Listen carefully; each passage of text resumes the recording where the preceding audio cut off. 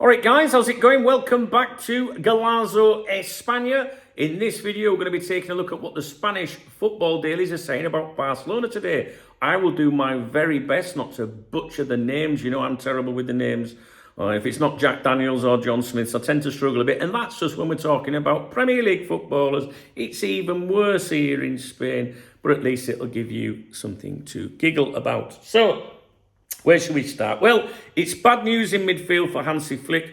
Gavi will undergo surgery today after his conservative treatment failed to fix the problem in his right knee. He'll have an arthroscopy, which is less invasive than other procedures, but is still expected to be out for around 5 to 6 weeks. At the same time, Fermín López is also sidelined. He suffered a muscle injury in his left psoas? What the fuck is that?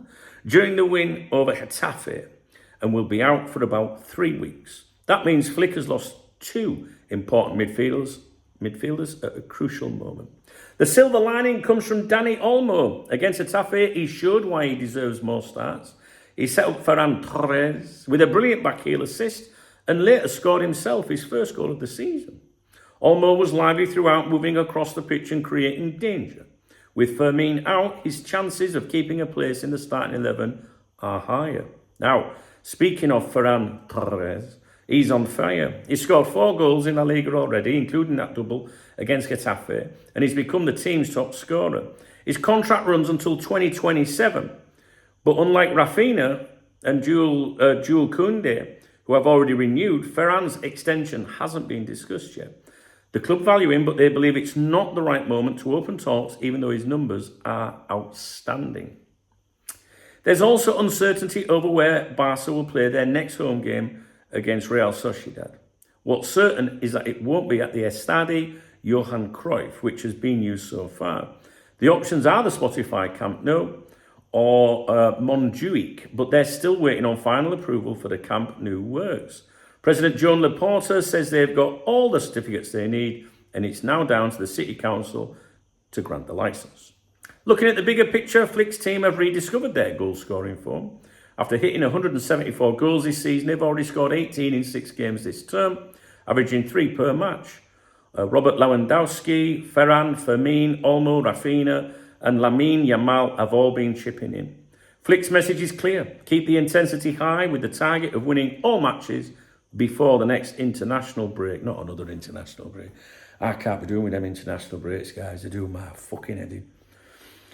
Another tactical twist to note is the use of the double 9, pairing Ferran Torres with Lewandowski throughout the middle. Flick has used it before in emergencies, but against Getafe, he went with it from the start and it worked.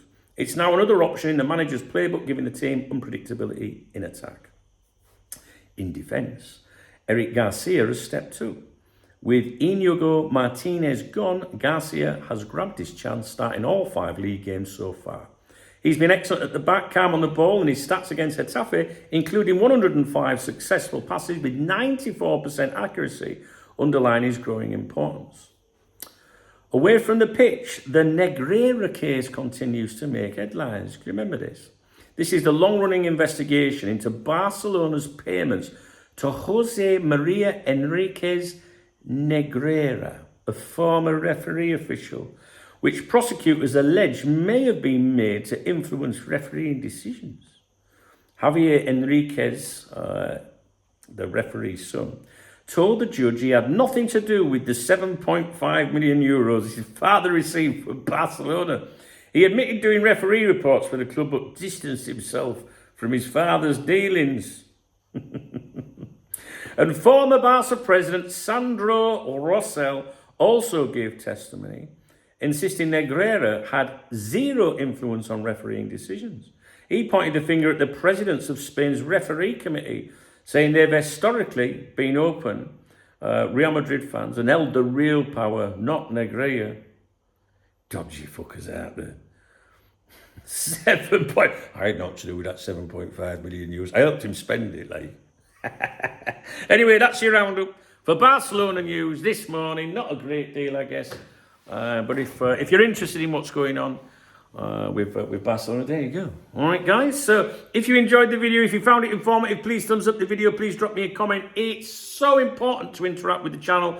If you watch the videos, because I like that and it motivates me. And YouTube like that, so they'll show the video to other people, they'll give it some reach. Yeah, and that's about it, to be honest with you. My channel's not monetized. I do this, for the love of it, really. I read the papers every day for Cop Talk TV, and I just like to share a little bit, a bit of news with you. I know some of you really love your football, and you're interested, so that'll do for me. But if I don't see you commenting, I'm like, what's the point? Fuck it, might as well go to the pub. You know what I'm saying? So thumbs up, comment. I think you can support the channel in the video description. There's ways of doing that. Any support is appreciated. But yeah, just keep watching. That'll do for me. All right, guys, that's it. I've done Real Madrid. I've done Barcelona. My next video today will just be a roundup concerning the other clubs.